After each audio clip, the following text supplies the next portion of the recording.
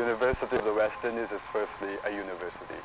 The university's main role is to strengthen the rule of the rich over the society and to keep down the poor. The university has a role to play in terms of building up a consciousness of the region.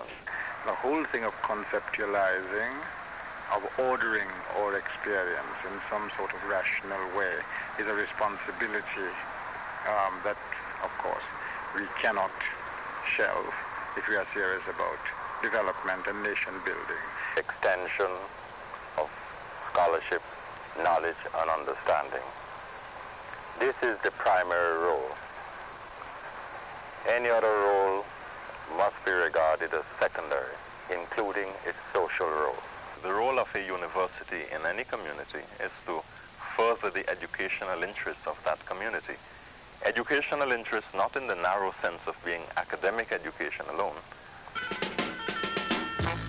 The university is people serving people. It is not the physical space of the campus that is most important, but the graduates who come out to serve their countries. The graduates who come out to serve their countries. This is the largest campus of the University of the West Indies, Mona, near Kingston in Jamaica. In 1943, the British government appointed the Irving Committee to report on higher education in the West Indies. The committee recommended that a residential university be established at Mona in Jamaica. The site of a wartime internment camp was used earlier as 2 sugar estates. The artifacts of the plantation era were to become the garden of West Indian intellectual growth. After World War II, the military and their guests moved out of the wooden frame buildings, which were to house the first classes of the University College, an affiliate of London University. October 1948, 33 students were admitted to study medicine. 25 years later, the numbers still multiply.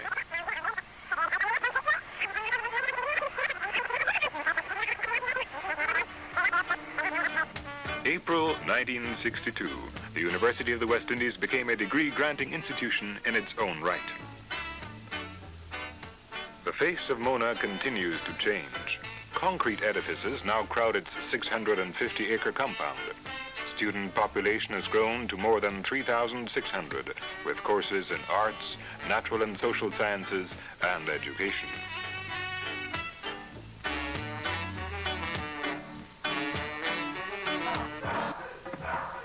Fourteen governments finance the university. 1950, Her Royal Highness Princess Alice was installed as the first Chancellor of the University College. University Forum, a weekly program presented by the Radio Education Unit of the University of the West Indies Extramural Department. 1952, the University Hospital was opened. The same year, the first graduates were awarded Bachelor of Science degrees in Natural Sciences. 1963, Guyana withdrew from the group of governments contributing to the financial upkeep. Evening classes were started at Mona. Non, c'est le plus important de tous. Répétez. Non, c'est le plus important de tous. Ce camion est plus rapide que les autres. Non, c'est le moins rapide de tous. 1960, Sir Arthur Lewis became the first West Indian to head the University College. By his use of flashbacks, Robertson is able to place the present sequence of the novel into a historical perspective. 1968, Dr. Walter Rodney, a Guyanese lecturer in history and a graduate of UWI, was banned from returning to Jamaica by the Jamaican government because of alleged subversive activities. 1972, a strike by the University and Allied Workers Union led to the closure of the Mona campus. The chapel at Mona began its life in 1799 as a sugar warehouse in rural Jamaica. It was donated to the university, and the building was moved stone by stone to its present site, where it was dedicated in 1960. November 1971, Sir Hugh Wooding, the former Chief Justice of Trinidad and Tobago, was chosen as the new Chancellor to succeed Princess Alice, who had served since 1950. The Chancellor is Chairman of the Council, the governing body of the university. I came here because I thought I'd find more people like myself. It is because I could only afford to come here, you know. If I'd had money I think I'd have gone somewhere else, perhaps. Only for one thing. I needed more money. I always try to identify with the Caribbean and with West Indians and with black people. Well, let me say very clearly, of course, that I saw going to UWI as a second choice. Had I, in fact, had a full choice in the matter, I suspect I would not have gone to UWI. I won a scholarship here, and I thought it would have been an exciting experience. Across the West Indian nation-states, it is not unusual to see vast tracts of arable land standing idle while we continue to import foreign-grown foodstuffs. We have not been able to channel our brightest minds into the field of agriculture. Because the university is committed to serving the needs of the region, it was natural that in expanding, it would concern itself with providing training so that we can feed ourselves. In August 1960, the Imperial College of Tropical Agriculture at St. Augustine in Trinidad was incorporated into the University College and became the first faculty outside of Jamaica. Students are trained to deal with the myriad problems facing Caribbean agriculture. Drawing on the resources of the old college, the degree program was expanded to mirror all aspects of agriculture in the region. But teaching is not the only business the faculty is concerned with. Banana is one crop that is common to all of us. Small worms called nematodes have been affecting plant yield, and scientists at St. Augustine have been doing research to help combat the problem and rescue the banana industry. People serving people. All graduates in agriculture are exposed to practical farming situations where they not only observe but perform the chores themselves.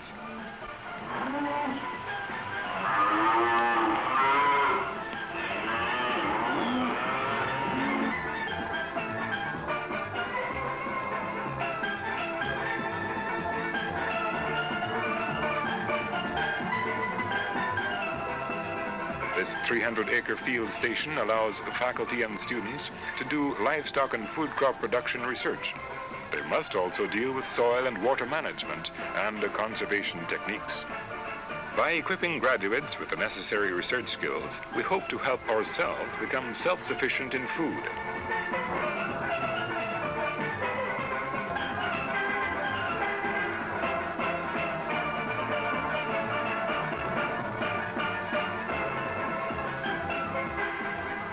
This is Cadix George, one of the first graduates from the Faculty of Agriculture. Today, he is the Agricultural Research Officer for St. Lucia. Cadix George is constantly searching for more efficient ways of producing food for St. Lucians.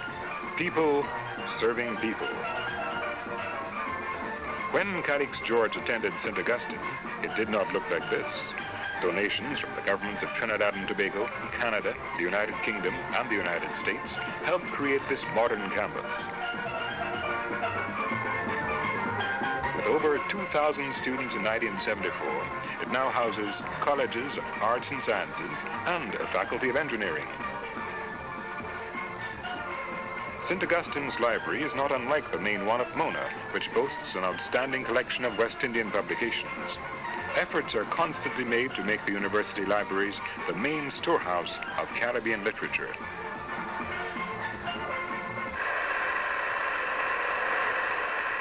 Technological advances demand that man master machines if we are to cope with the changing world. To provide skilled manpower, the Faculty of Engineering was established at St. Augustine in 1961. Students can specialize in electrical, civil, chemical, or mechanical engineering. They must grasp all the new engineering developments while being cognizant of the fact that few Caribbean countries have the resources to satisfy the technological needs of the area. Despite this, they will have to develop better houses and build stronger roads and bridges.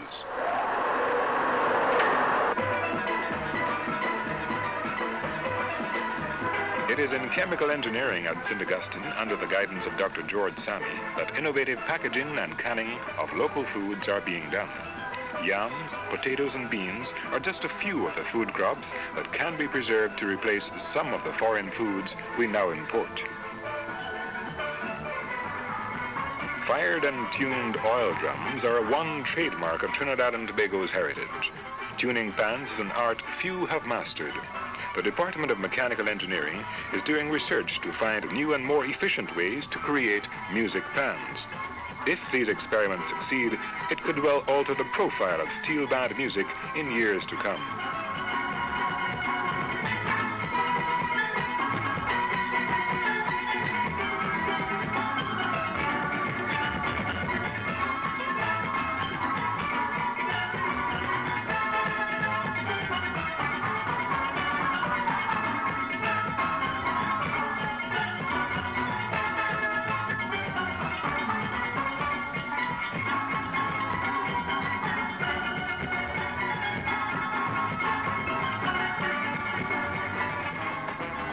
Meet Addison Workman, a structural design engineer who received his training in the Faculty of Engineering. While working in Barbados, his job is to design the inner structure of the building so that it will stand. Addison Workman is just one of the many UWI engineers who are working to build a stronger West Indies. It was Workman's country, Barbados, which was to provide a third campus of the university. In 1963, the first classes were held in these makeshift buildings in downtown Bridgetown. 118 students enrolled in degree programs in arts and sciences. By 1967, the new buildings at Cave Hill were ready for programs which have grown to include arts, education, and the natural and social sciences.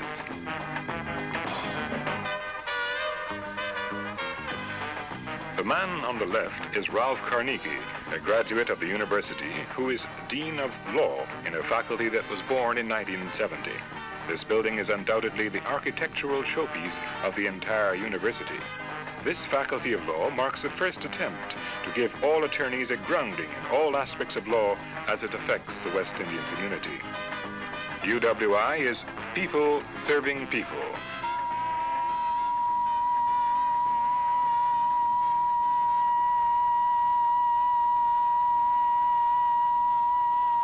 The next time you hear a weather forecast, it is very likely that some of the information was supplied by the Caribbean Meteorological Institute in Barbados.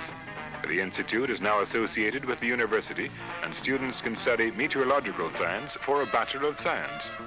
Principal of the institute is Jeffrey Rudder, another graduate of UWI.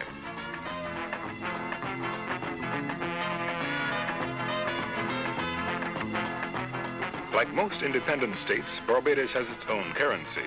The signature on all its bills is that of Dr. Courtney Blackman, the governor of the central bank. After leaving UWI, Dr. Blackman distinguished himself in the field of finance and was appointed governor in 1972. Primary nature, forward, not permanent, sweet, not lasting. What we want to know is... The teaching profession is stronger today because of people like Muriel Gill, one of the many graduates who staff our schools. Context. Let's take it in our own language, in West Indian language. Our mineral resources are potential sources of wealth to benefit all of us. The university helps to provide manpower with expertise to exploit these resources. People like Pete Fenton and Everett Nelson. At this time, the university is predominantly concerned to serve the interests of the rich and to keep the poor in a helpless and downtrodden position. I think this is a rhetorical excess. I am not able to say, much about that, right? So it's not all that bad, but it could be better. In 1974, as in 1948, when the university began with medical classes, there is still a great need for doctors in every country. The University Hospital at Mona, which opened in 1952, is the leading medical institution in the region, thanks to many of the UWI graduates who have remained to work and to do research. The medical school has earned international respect.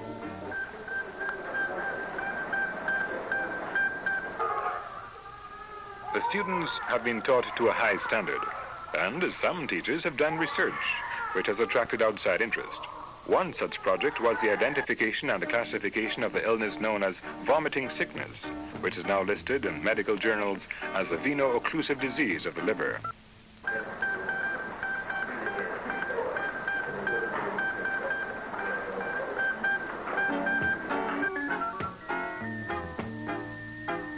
The hospital provides premium medical care for patients from across the Caribbean.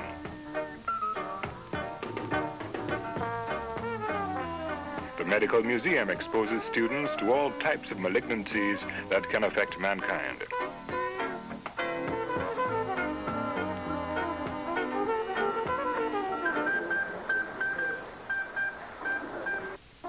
Before any heart surgery is done, each patient is examined in this cardiocatheter room. Catheters are inserted into the body to establish accurate diagnosis for cardiac abnormality.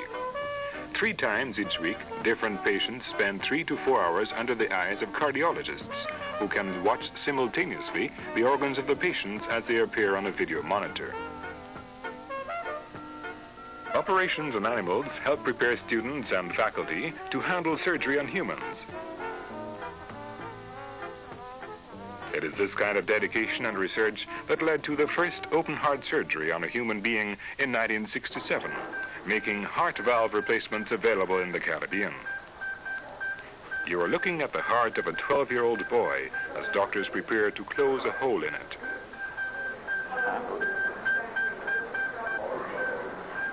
This machine takes over the function of the heart and lung during the operation, which can last from 6 to 12 hours. Every fortnight, doctors at Mona repair defective hearts in an effort to save lives.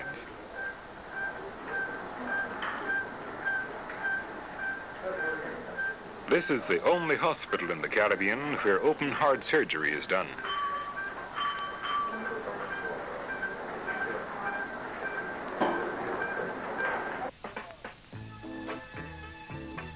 This is Sylvia, one of the many young people affected by poliomyelitis. Through the untiring efforts of Professor John Golding of the medical faculty, the Mona Rehabilitation Center for Polio Patients was built on the Mona campus. Skill training will allow most of them to lead useful lives.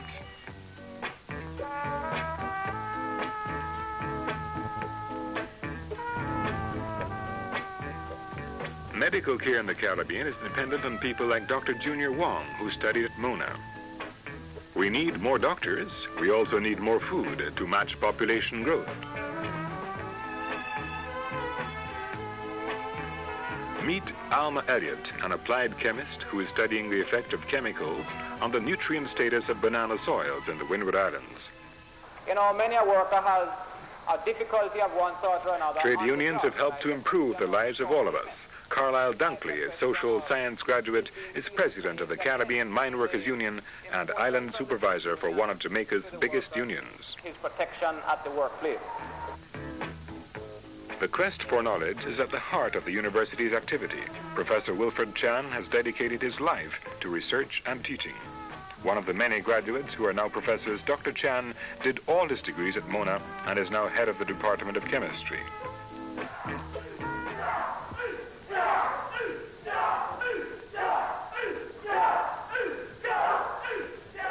All 3 campuses are alive with athletic activity. Sound minds work better in sound bodies.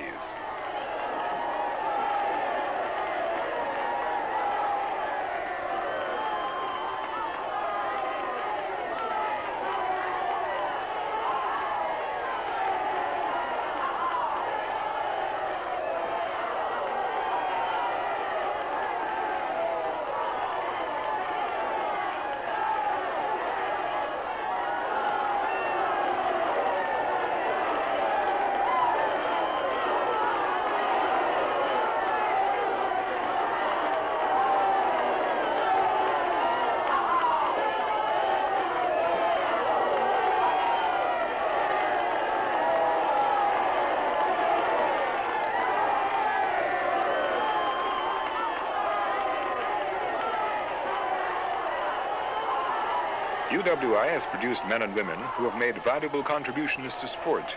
One of these is Mervyn Morris, who has played for Jamaica and the West Indies. Morris is also a poet and he lectures at Mona. The batting artistry of David Holford, captain of the Barbadian cricket team. All-rounder Holford has played for the West Indies and as a professional in England. All Caribbean countries have benefited from the applied research done by university staff. One of the more important tangents of UWI is the Regional Research Center, which was opened at St. Augustine in 1963. Extensive soil surveys and land use evaluation are done with the cooperation of government agricultural bodies. The staff agronomists work in different islands doing field experiments with food crops and make their findings available to interested parties. Complementing their work in food production is the research of Dr. Oliver Headley in developing solar stills which provide a cheap and reliable source of distilled water, solar dryers for agricultural produce, and solar heaters for hot water. The object of his research is to find a single design which farmers could utilize. We are always looking for better ways to provide more food. At the Port Royal Marine Lab in Jamaica, Peter Reeson, a UWI grad, heads a fisheries research project which is investigating the growth and the population density of commercially important species of fish. They test new types of fishing traps and identify the spawning season. They also check the number of eggs produced and the death rate of the young fish.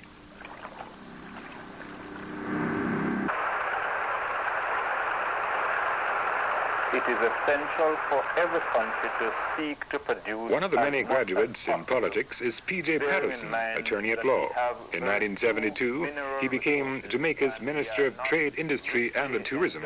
...with natural resources. Tourism is one of our biggest money earners, and its development is guided by graduates like Winnie Risdon, who is Director of Public Relations for a country's tourist board. The poetry of Derek Walcott. Because of his writings, Walcott was awarded an honorary doctorate from UWI, the first graduate to be so honored.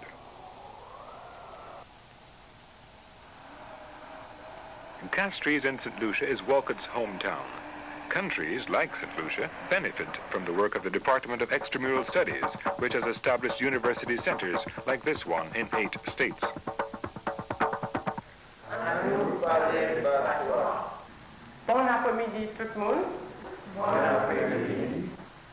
Residents can pursue examination courses which fit into the framework of the university curricula, providing preliminary training for degree programs. Other subjects of special relevance to the area are also taught. The libraries at these centers are open to the public. Development of creative arts has always been one of the main concerns of the resident tutors who run these centers.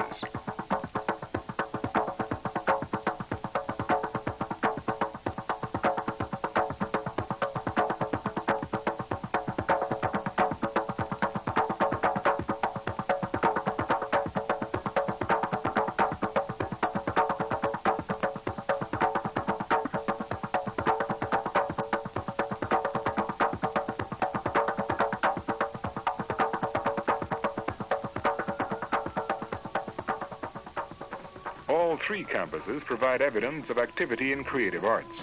The students and the public use this center at Mona, while graduates help to create Caribbean art.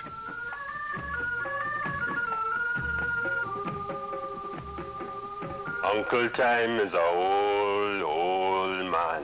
Dennis Scott, poet and writer. And shake the coconut tree them quiet like, with him sea wind laughter, scraping away the land. Me Uncle Time is a Spider-Man, cunning and cool. Him tell you, watch the hill and you see me, fear you ain't not quick enough to see how him move like mongoose, man, you think him fool. Me Uncle Time smile black as sorrow. Him voice is soft as bamboo leaf, but Lord, me Uncle Cruel. They have no roti over in India. They don't know about curry and Nutella. They do not sell oysters like the crazy. Or dance or what kind of buffet. And Africans cannot be still banned. Most of them never see a pan. And only you, the Trinidadian, know about Obia man. So that is right, here you will find your right thing. Believe me, is right there. You will find your identity.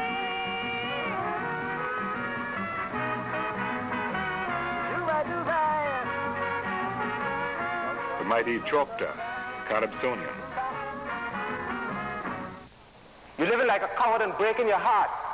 And then, pause. Slade Hopkinson, playwright and theater director. I want you to come. I want you to get that kind of shift from, an electric shift from the violence of your disapproval to the basic tenderness that you feel for him, right? Okay, try that again for me. 1, 2, 3, 4.